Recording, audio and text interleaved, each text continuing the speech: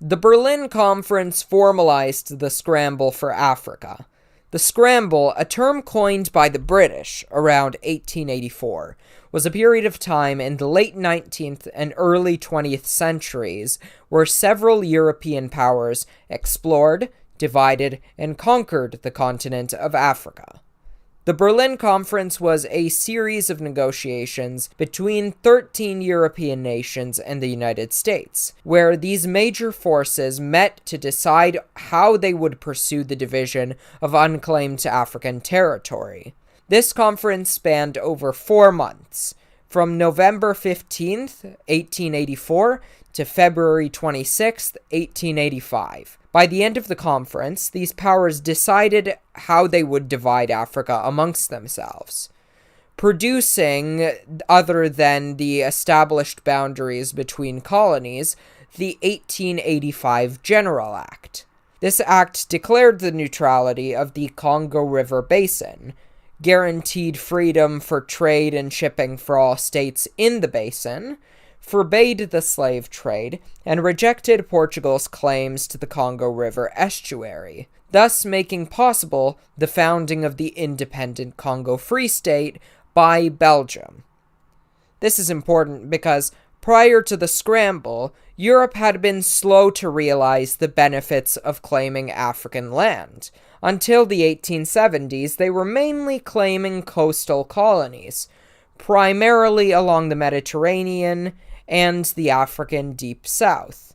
Before the conference, European diplomacy in Africa was practiced in the same manner as in the Americas, forming trade relationships with tribe leaders. Other than trading posts along its coast, Africa was largely ignored. However, this changed as a result of Belgium's King Leopold II. By the mid-19th century, Africa was seen as ripe for potential for exploration, trade, and colonization.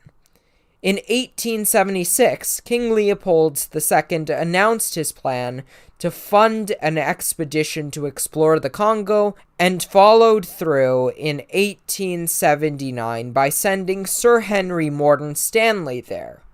In that same year, France began to build a railway located east of Dakar, the capital of current-day Senegal, in the hopes of tapping into potentially large markets in the Sahel region of Africa. They also joined Great Britain in seizing financial control over Egypt. From 1879 to 1885, Stanley was situated in the Congo as an envoy for King Leopold II, who sent Stanley with the secret agenda of creating the Congo Free State, a large Belgian commercial endeavor in the Congo. France found out Leopold's plans, though, and proceeded to organize its own colonial expansion. French naval officer Pierre de Brazza was dispatched to Central Africa when he traveled to the Congo Basin and claimed territory for France. Meanwhile, Portugal, who already had treaties in place with the Congo Empire, joined this race and quickly formed a treaty with its old ally, the United Kingdom, to block off the Congo Free State's access to the Atlantic. As a result of Stanley's chartering in the Congo Basin, the spheres of control between nations such as Britain, France, Portugal, and Belgium were more clearly outlined. In the coming years, various European powers raced to claim more land and eliminate any minor local rulers with the potential of disrupting European agendas. As France expanded its territory in Africa, such as what is now the Republic of the Congo, as well as Guinea, they inadvertently partially convinced Italy to join the Triple Alliance, an agreement between Germany, Austria-Hungary, and now Italy. In doing so, German Chancellor Otto von Bismarck's carefully laid plans for Italy were disrupted, forcing Germany to get involved into the affair. Germany joined the others in the race to claim parts of Africa, thus posing a threat to the others, especially Britain and France. As tensions rose, Leopold was able to convince Britain and France that free trade between the colonies would be in their best interests. Supported by Britain and with the initiative taken by Portugal, Otto von Bismarck organized an international conference in Berlin to work out a common policy regarding colonization, trade, and the official partitioning of Africa. Representatives from Austria-Hungary, Belgium, the United Kingdom, France, Denmark, Sweden, Norway, Italy, the Netherlands, Portugal, Russia, Spain, the Ottoman Empire, and the United States all attended this conference. Although it did not start the partitioning of Africa, the Berlin Conference did result in consequences that impacted the continent as a whole, even to this day. In establishing the rules for conquest and partitioning of Africa, it legitimized the concept of Africa being a mere playground for outside forces. Its abundance of resources was essentially free for foreign powers to seize, without a moment of consideration for the native people living on the continent. Given how the main priorities of this conference were to establish methods of economic advancement for the foreign powers involved, it is clear that the welfare of natives was an afterthought. From the very start, the conference laid out its chief priorities, and I quote, "The powers are in the presence of three interests: that of the commercial and industrial nations, which a common necessity compels to the research of new outlets; that of the states, of the powers summoned to exercise over the regions of the Congo, an authority which will have burdens corresponding to their rights; and, lastly, that which some generous voices have already commended to your solitude, the interests of the native populations." Despite maintaining the position that they cared about the native populations, they resolutely refused to consider the question of sovereignty and the legitimacy of laying claim to someone else's land and resources. Bismarck even stated, I quote, in their opening remarks that delegates had not been assembled to discuss matters of sovereignty either of African states or of the European powers in Africa. In addition, their lack of respect for the native Africans was also made abundantly clear in how no Africans were included in the conference, and how the Sultan of Zanzibar was ridiculed for his attempts to be invited.